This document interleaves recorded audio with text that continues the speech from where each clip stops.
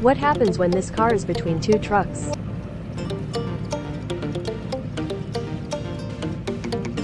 Let's see.